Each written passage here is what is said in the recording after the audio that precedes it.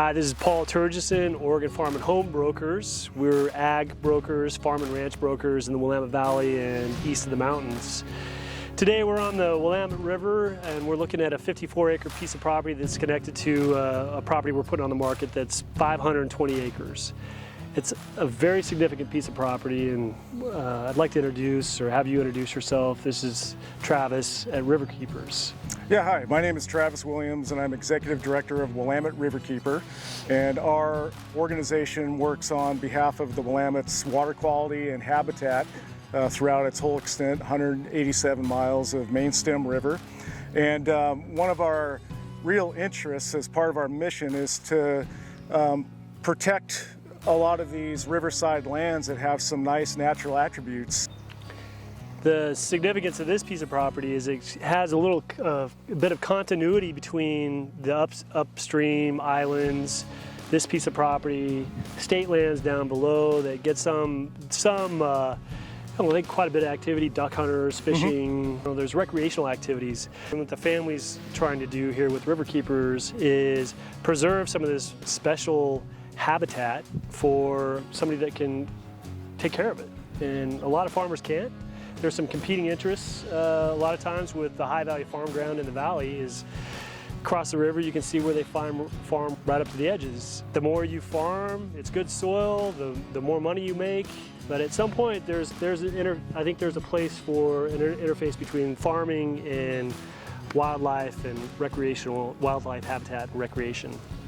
Yeah, and that's exactly true. And in fact, if you look at this property, you have part of this beautiful backwater here that extends well inland. And so this is the lowest of the low floodplain along the Willamette. But because of that, you have a whole range of native wild fish and other animals that can access these areas, especially in the spring.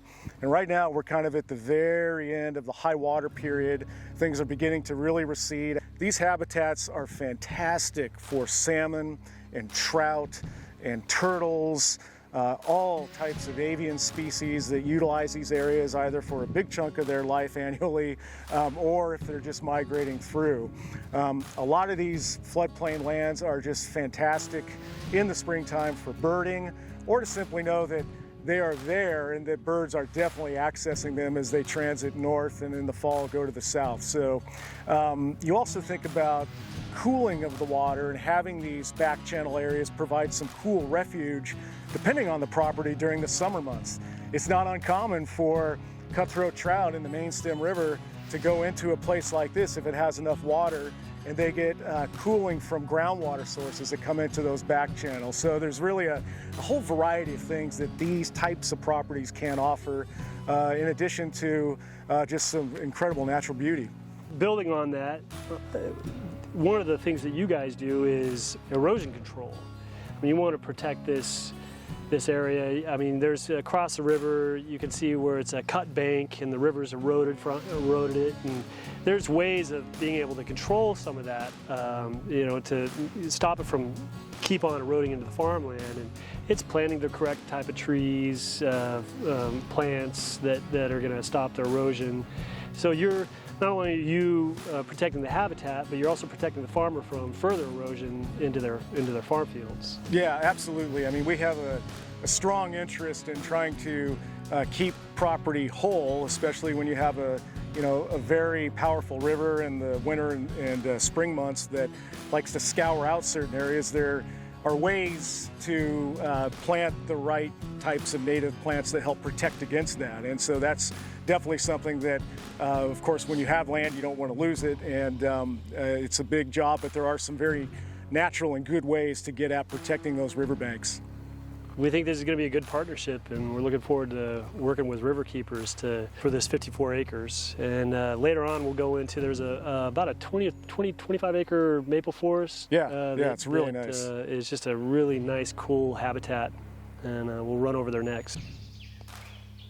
Here's another part of the property. It's the maple forest that we're referring to, and it's really one of the most beautiful parts of the property. It's quiet, shaded, cool, and it's an important part of this, the natural habitat. Yeah, I mean, even right now, listening to the birds here in the riparian zone just over there, parcels like this are forest parcels like this are really critical to all the species that move up and down the Willamette. So this has a direct connection right next to all the willows right there with the back channel. So again, just another really nice element that serves a whole range of species that utilize this type of habitat. Obviously, this isn't a piece of property or the type of property that we're going to farm. It's a little bit low. But it's significant, ecologically significant, and so we'd like to see it in the hands of river keepers, and they can maintain it and even enhance it a little bit. Yeah. We'd love to see that. If you'd like to learn more about our organization, Willamette Riverkeeper, it is willametteriverkeeper.org. Our website has our various programs and projects on it, and welcome you to check out that site. And you can look us up at OregonFarmandHomeBrokers.com. And if you guys have any questions, give us a call.